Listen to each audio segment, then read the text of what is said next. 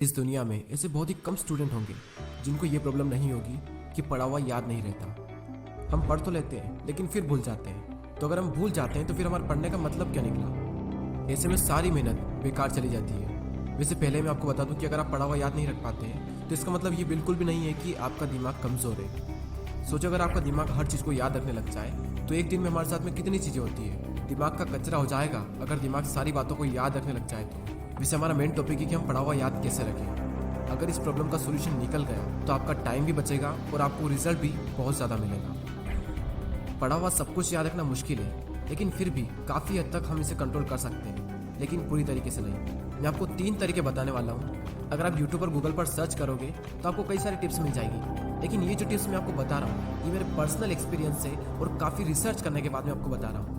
आप यकीन मानिए कि ये 3 टिप्स इतनी ज़्यादा इफेक्टिव है कि इनको यूज़ करने के बाद आपका टाइम भी बचेगा और आपको रिजल्ट भी 2 गुना मिलेगा। तो पहला जो पॉइंट है वो है स्टडी लेस स्टडी गुड। भले ही कम पढ़ो लेकिन अच्छा पढ़ो। विल परेटो ने इस दुनिया को एक महान सिद्धांत दिया जिसे कहा जाता है 80-20 का रूल्स। इन्होंने एक ऐसा नियम दिया जो कि दुनिया की हर वस्तु में हर जगह पाया जाता है। इन्होंने बताया कि आपके 20% एफर्ट्स आपके 80% रिजल्ट में कन्वर्ट होते हैं। इनका कहना है कि आप सिर्फ 20% चीज़ों पर फोकस करो, आपको 80% रिजल्ट सिर्फ इन्हीं से मिलेंगे। एग्जाम्पल के लिए विल परेटो बताते हैं कि दुनिया का 80% पैसा और ज़मीन इस दुनिया के 20% लोगों के पास में है। 80% क्राइम इस दुनिया के 20% लोग करते हैं। 80% ट्रैफिक इस दुनिया के 20% रोड पर होता है। और 80% टाइम हम 20% कपड़े पहनते हैं। और इस दुनिया की 80% एल्कोहल यानी शराब इस दुनिया के 20% शराबी पी जाते हैं। 80% भोजन इस दुनिया की 20% ज़मीन से निकलता है।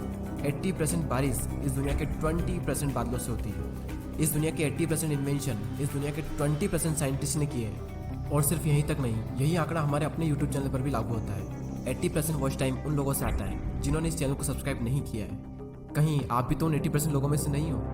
और सबसे इम्पोर्टेंट फैक्ट कि 80% रिजल्ट हमारे 20% एक्शन से आता है। और यही रूल आपके एग्जाम में और आपकी पढ़ाई में भी लागू होता है। आपके सिलेबस का पढ़ा हुआ 20% आपको 80% दिलवा सकता है। तो आप 20% मोस्ट इंपॉर्टेंट चीज़ों को निकालें और उनको पढ़ें, और वही 20% चीज़ें आपको 80% रिजल्ट दिलवा सकती हैं। और आपने जो 20% निकाला है वो आपके सिलेबस के कंपैरिजन में बहुत ही कम है। तो ये जो कम है ना, इसको बहुत ही अच्छे से करो।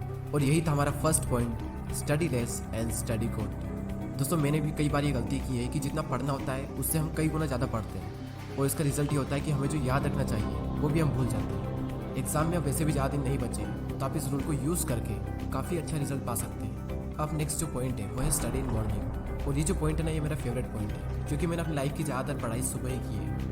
एक तरफ एक स्टूडेंट है जो सुबह जल्दी उठकर 2 घंटे पढ़ाई कर रहा है, और वहीं दूसरी ओर एक और स्टूडेंट है जो दिन में 4 घंटे पढ़ाई कर रहा है। तो ये जो पहला वाला स्टूडेंट है ये ज़्यादा आउटकम दे पाएगा दूसरे वाले के मुकाबले। सुबह जल्दी उठकर पढ़ने के 2 सबसे बड़े बेनिफिट होते हैं। सुबह के टाइम हमारी कंसंट्रेशन सबसे पीक स्टेट पर होती है, और सुबह के टाइम पे जो कंसंट्रेशन होती है शायद ही पूरे दिन में आपको वो कंसंट्रेशन मिल पाएगी। और सेकंड बेनिफिट ये है सुबह जल्दी उठने का कि सुबह कोई भी डिस्टर्ब करने वाला नहीं होता है।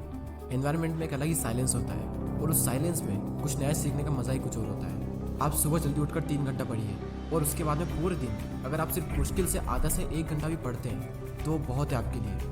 कहने को तो लोग 8-10 घंटे पढ़ते हैं, लेकिन जो 2-3 घंटे की मेन पढ़ाई जो होती है कॉन्सेंट्रेशन के साथ में, वही सबसे मेन चीज़ होती है। बाकी सब दिखावा है। हमारे देश के प्राइम मिनिस्टर मोदी जी ने भी सुबह जल्दी उठकर पढ़ने को कहा है। एक रीजनेबली सुबह सूर्योदय के पहले अगर तैयार हो करके पढ़ना शुरू करते हैं तो पूरी तरह आप बिल्कुल मन से एकदम तंदुरुस्त होते हैं। जैसे बारिश के बाद आसमान कैसा साफ नजर आता है। सुबह बहुत ही उत्तम कालखंड होता है, फ्रेश होते हैं, थकान नहीं होती है, और अध्ययन से ही शुरू करते हैं तो ज़्यादा अच्छा रहता है। और ना सिर्फ मोदी जी ने बल्कि हमारे शास्त्रों में, आयुर्वेद में भी यही बात कही गई है कि सुबह के टाइम हमारा ब्रेन सबसे ज़्यादा एक्टिव होता है, और उस टाइम जो भी हम अपने ब्रेन में डालेंगे वो दिमाग में छप सा जाएगा।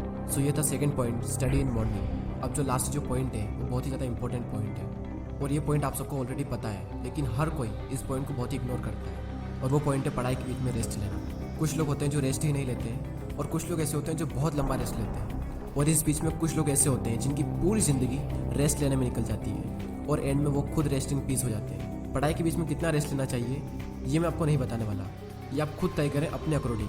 आपको फिर से एनर्जी प्रोड्यूस करने के लिए कितना टाइम चाहिए ये आपको आपके अलावा कोई नहीं बता सकता।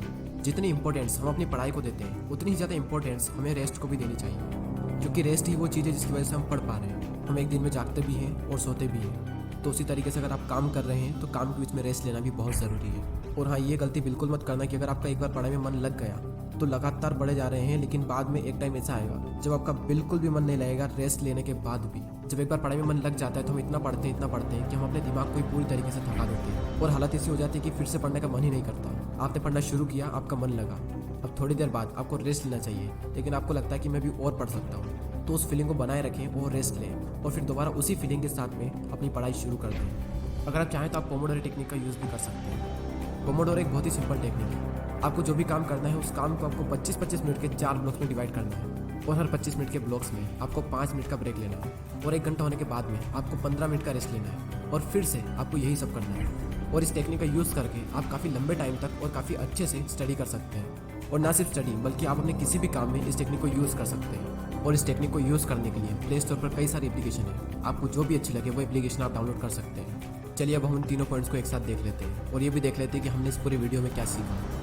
हमारा जो मेन टॉपिक था वो ये था कि पढ़ा हुआ याद कैसे रखें, और उसके सॉल्यूशन के लिए हमने 3 पॉइंट्स देखे, जिसमें से पहला है study less study good, second है स्टडी इन मॉर्निंग और थर्ड है रेस्ट लेना। फर्स्ट पॉइंट में हमने 80-20 के प्रिंसिपल को समझा कि किस तरीके से आपको 80% रिजल्ट आपके अपने 20% काम से मिलेंगे, और साथ ही हमने ये सीखा कि आपको फोकस करना चाहिए अपनी 20% स्टडी पर जो आपको 80% रिजल्ट दिला सकती है। सेकंड पॉइंट था कि स्टडी इन मॉर्निंग, यानी कि सुबह उठकर पढ़ो, और इस पॉइंट में हमने देखा कि किस तरीके से आप जल्दी उठकर हाई कंसंट्रेशन वाली स्टडी कर सकते हो। और थर्ड पॉइंट है स्टडी के बीच में ब्रेक लेना, और इस पॉइंट में हमने रेस्ट की इंपॉर्टेंस को जाना। जितना इंपॉर्टेंट जागना होता है उतना इंपॉर्टेंट सोना होता है, उसी तरीके से जितना इंपॉर्टेंट काम करना होता है उतना ही इंपॉर्टेंट रेस्ट लेना भी होता है। और थर्ड पॉइंट में ही हमने पोमोडोरो टेक्निक के बारे में जाना। जो भी काम आप करना चाहते हो उस काम को 25-25 मिनट के 4 ब्लॉक्स में डिवाइड कर दें और हर 25 मिनट के बाद में 5 मिनट का ब्रेक लें, और जब पूरा 1 घंटा हो जाए तो उसके बाद में 15 मिनट का रेस्ट लें। और इस टेक्निक का यूज़ करके भी आप लंबे टाइम तक काफ़ी अच्छे से पढ़ाई कर सकते हो। और दोस्तों, अगर आपने पूरे साल पढ़ाई नहीं की है तो अब भी आपके पास में टाइम है, क्योंकि वो किसी ने क्या खूब बात कही है कि जो हो गया उसे सोचा नहीं करते, जो मिल गया उसे खोया नहीं करते। सफलता उन्हें ही हासिल होती है जो वक्त और हालातों पर रोया नहीं करते। अगर आप अब भी शुरू करते हो और दिल लगा कर मेहनत करते हो तो अब भी आप कई लोगों से आगे निकल सकते हो। बस मेहनत खामोशी से कीजिए और इतनी मेहनत करो कि आपकी सफलता शोर मचा दे। अब वैसे ही बहुत टाइम निकल चुका है और एग्ज़ाम बहुत नज़दीक है, और जब इतना कम टाइम बचा है तो बैठे बैठे ज़िंदगी बर्बाद ना कीजिए, क्योंकि ये ज़िंदगी मिलती है कुछ कर दिखाने के लिए। रोके अगर आसमान हमारे रास्ते को तो तैयार हो जाओ आसमान झुकाने के लिए। अब बात आती है उन 80% लोगों की जो वीडियो तो देखते हैं लेकिन सब्सक्राइब नहीं करते। यूट्यूब पर आपको वीडियो बिल्कुल फ्री में मिल रहा है और सब्सक्राइब करने का भी यूट्यूब आपसे पैसा नहीं लेता है, तो फिर मैं ये सोचता हूँ कि आप सब्सक्राइब क्यों नहीं करते। दोस्तों, बहुत मेहनत लगती है वीडियोस बनाने में। आपका एक सब्सक्राइब और एक कमेंट मुझे बहुत मोटिवेट करता है आने वाले टाइम में इससे भी अच्छे वीडियोस बनाने के लिए। मैं लेता हूँ आपसे अलविदा। Thanks for watching.